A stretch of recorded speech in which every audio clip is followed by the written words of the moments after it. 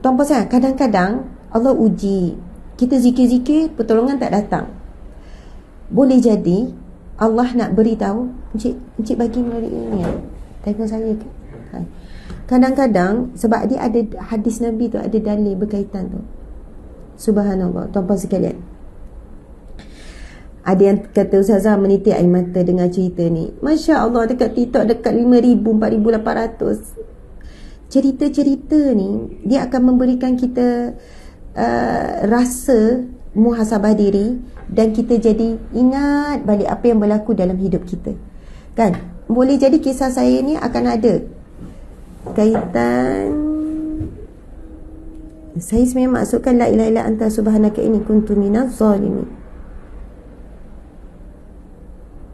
La ilaha illa anta subhanaka inni kuntu minaz zalimin. Oh, ini terlalu banyak sangat ni. La ilaha illa anta.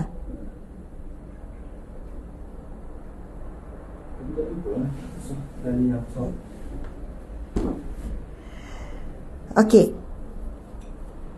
Subhanallah. Ada ni. Masya Allah. Kelebihan doa Nabi Yunus. Jadi kesimpulan, saya cerita 3 kisah tadi. 3 kisah. Kisah pertama, mu'alaf lelaki, kisah dia bunuh, dia pembunuh upahan. Bagaimana zikir ini telah menjadi asbab dia masuk Islam. Kisah yang kedua, seorang wanita mu'alaf India, bagaimana zikir ini telah memberikan dia sentiasa jalan keluar. Sangat hidup susah, kena buang keluarga semua. Dan cerita ketiga adalah kaitan kisah pengalaman saya dalam situasi yang panik tadi tau. Situasi ada sangka buruk pun Allah tolong juga. Orang yang kita sangka buruk tu yang tolong kita dan memberikan keinsafan. Allahu Akbar. Zikir la ilaha illa anta subhanaka inni kuntu minaz zalimin. Okey. Saya ingin membacakan satu hadis Nabi SAW. Nabi bersabda, barang siapa yang mempunyai apa-apa hajat, hendaklah ia berwuduk, kemudian sujud kepada Allah sambil membaca tasbih Nabi Yunus sebanyak 40 kali. Sujud, kemudian baca tasbih Nabi Yunus, la ilaha illa anta subhanaka inni kuntu minaz zalimin. Sesungguhnya 40 kali, sesungguhnya sesiapa yang berbuat demikian akan diberkenan doa dan permintaannya, dibebaskan daripada bala dan kesusahan yang sedang menimpa diri. Okey, antara hikmah lain adalah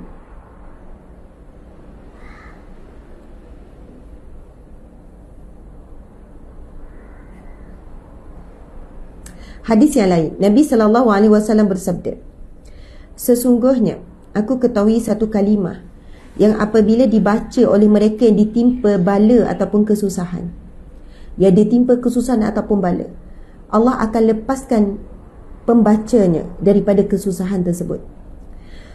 Iaitu kalimah tersebut ialah tasbih saudaraku Nabi Yunus AS, la ilaha illa anta subhanaka inni kuntu minaz zalimin. Allahu Akbar. Nabi bersabda, sesungguhnya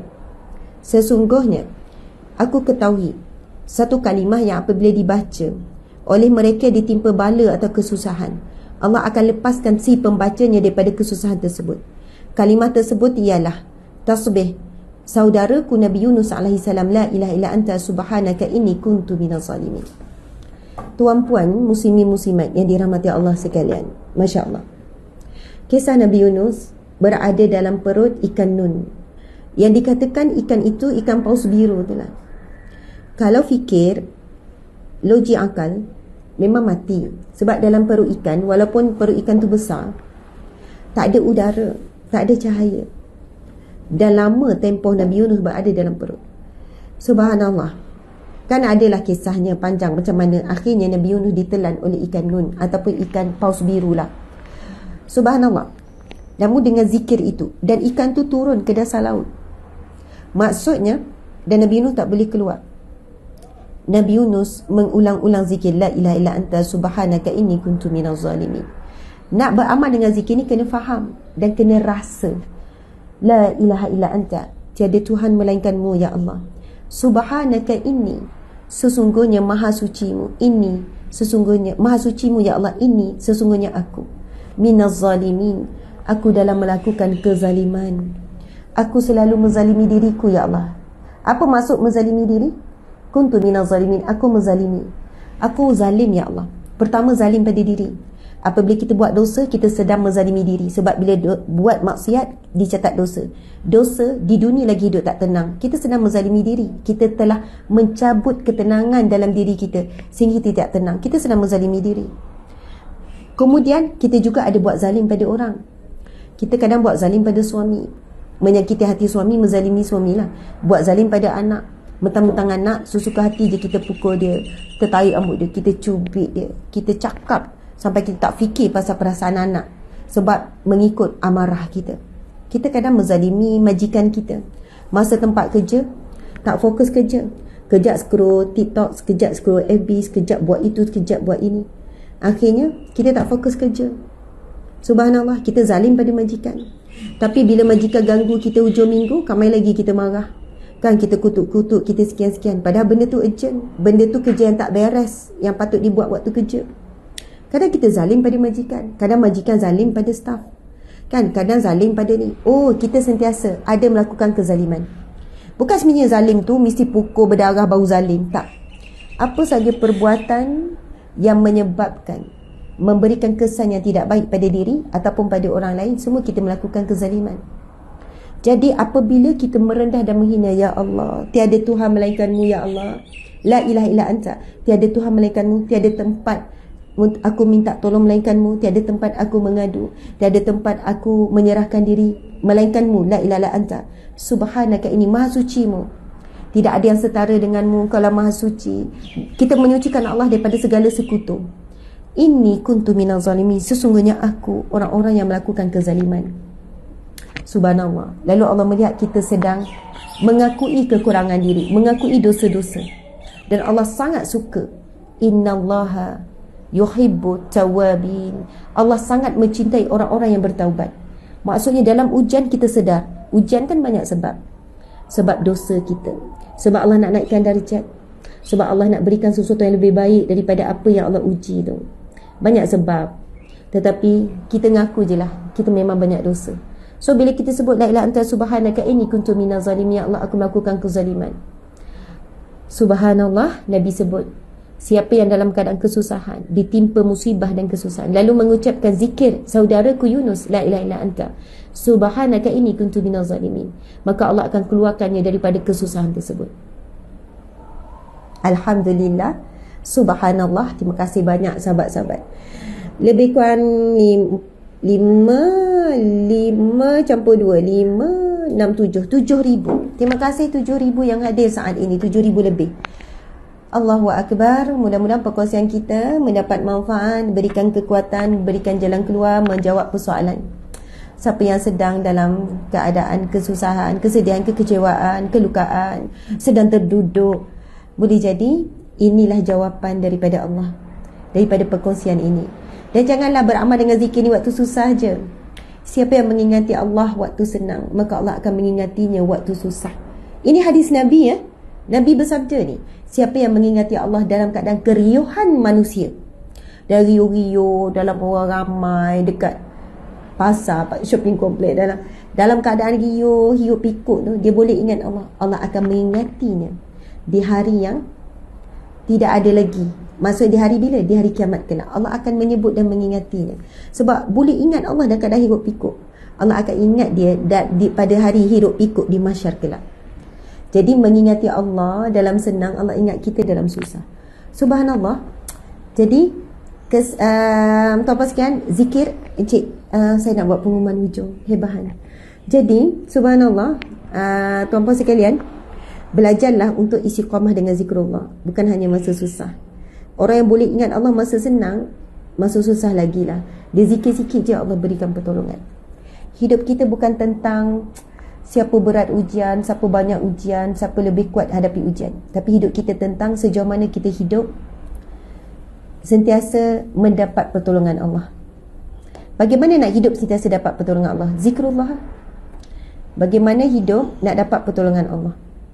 Bila kita yakin bahawa Allah sentiasa berada bersama dan menolong kita, maka kita akan melalui setiap hari kita dengan tenang. Bukan jaminan tak ada ujian. Ujian pasti ada sampai mati. Allah tidak pernah menjamin orang yang berzikir tak ada ujian, tidak.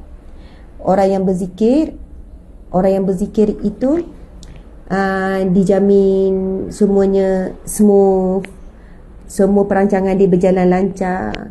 Cik dah ada ke? Semuanya smooth, berjalan lancar, perancangannya mesti sekian-sekian, tidak.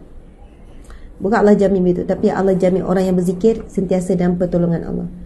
Okey, saya sudah dah ni tuan-tuan sekalian. Sekarang dah pukul 8.30 dah. Saya punya program mula pukul 9, so nak sarapan sekejap. Jadi pengumuman kepada siapa yang ingin menunaikan haji bersama, tuan-tuan sekalian, kalau kita di kalangan yang mampu, memang simpanan ada 100,000, mungkin 200,000, Masya Allah.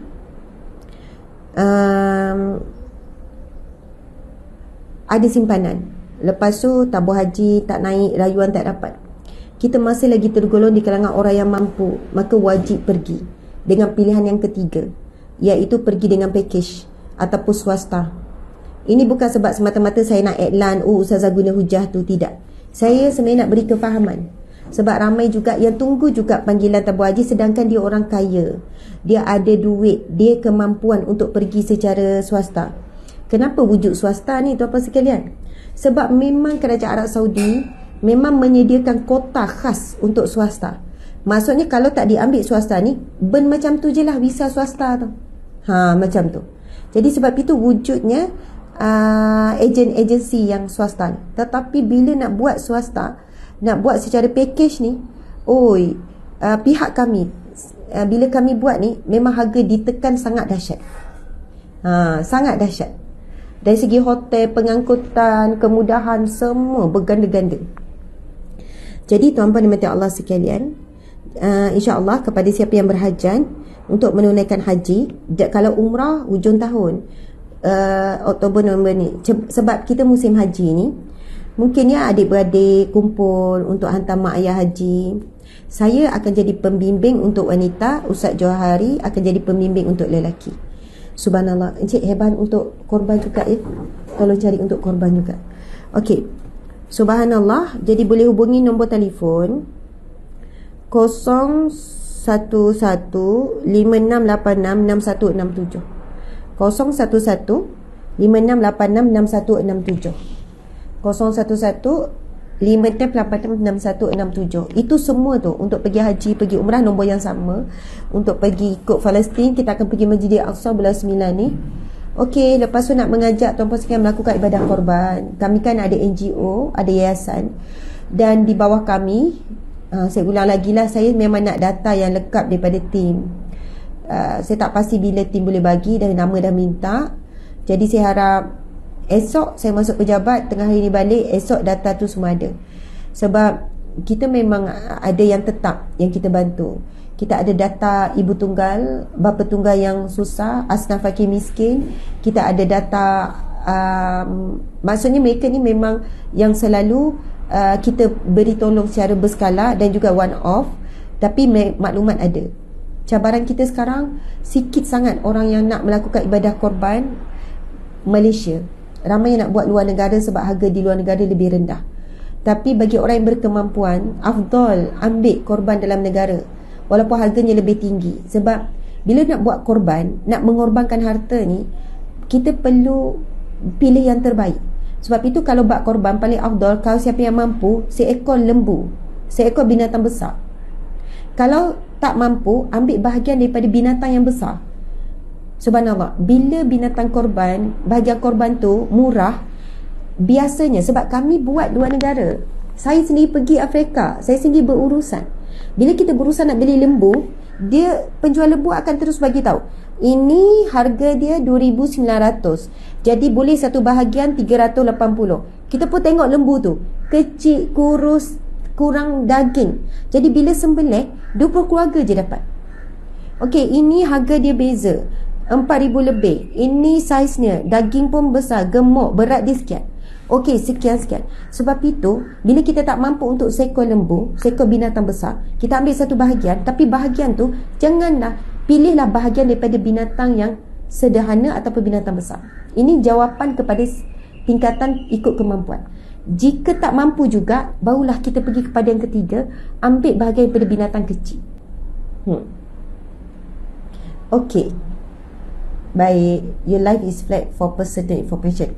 Memang TikTok tak bagi share nombor telefon, so tak apalah, kita tunjuk saja. Okey. Baik. Okey. Dah being this can good result in your life. Okey, dah dapat warning ni. Tuan-puan boleh pergi ke page Sahabat Amal Care. Boleh juga pergi cari page saya, Ustazah Asma Harun, nanti ada maklumat.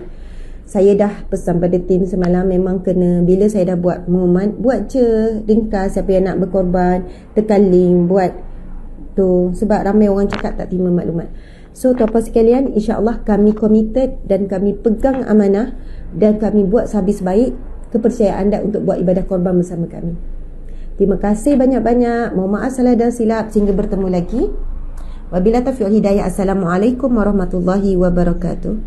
Kita tangguhkan dengan tasbih kafarah dan surah Wal-As. Bismillahirrahmanirrahim. Subhanakallahumma wa bihamdika asyhadu an la ilaha illa anta astaghfiruka wa atubu ilaik.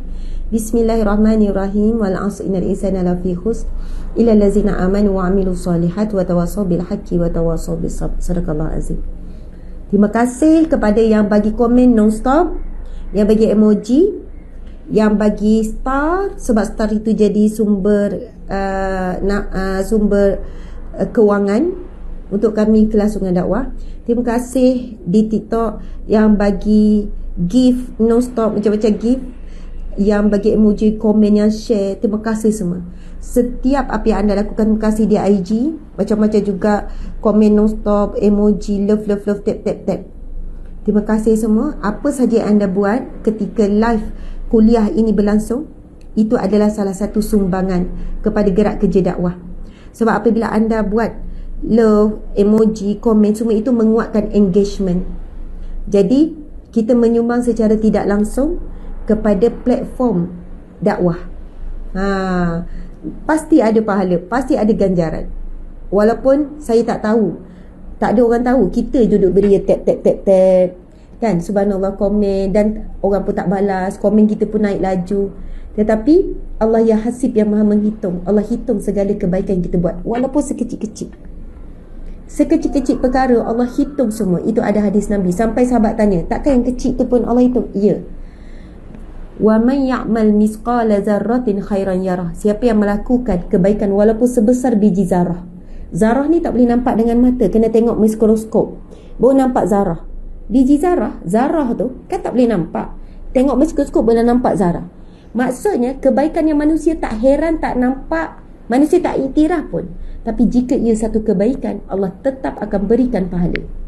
Jadi jangan meremehkan. Jangan anggap perbuatan tu apa sekali, komen walaupun tulis alhamdulillah, terima kasih.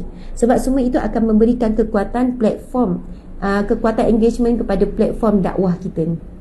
Barakallahu fiikum. Semoga Allah berkati segala apa yang kalian lakukan. I love you all so much. Sayang semua. Barakallah.